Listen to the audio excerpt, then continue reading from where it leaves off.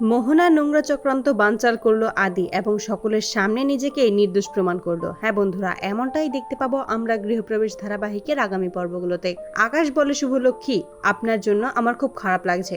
আপনি হয়তো ভগবান এসে বললেও বিশ্বাস করবেন না যে আপনার স্বামী এরকম একটা অন্যায় কাজ করেছে, কিন্তু আপনার স্বামী যদি নিজের মুখে সেটা স্বীকার করে তবে তো আপনি বিশ্বাস করবেন।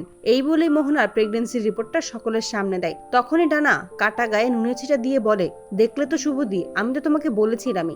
এই জন্যই দাদাভাই মোহনাকে নিয়ে সেই গাইনোর কাছে গিয়েছিল, যেই গাইনোর কাছে আমি গিয়েছিলাম।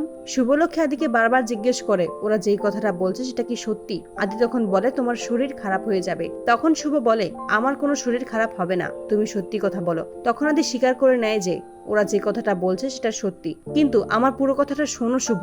কিন্তু কোনো কথাই শুনে না শুভ, কান্নায় ভেঙে পড়ে আর বলে দিনের পর দিন তুমি আমাকে ঠকিয়েছ।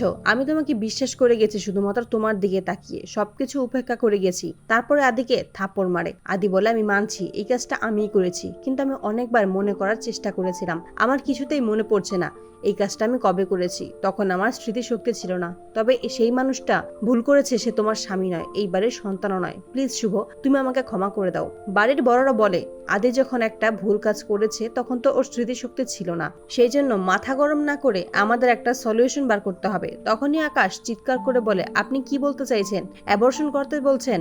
আপনি জানেন মোহনা 3 মান্থস প্রেগনেন্ট। শুভলক্ষ্মী বলে তোমরা এগুলো কি বলছো?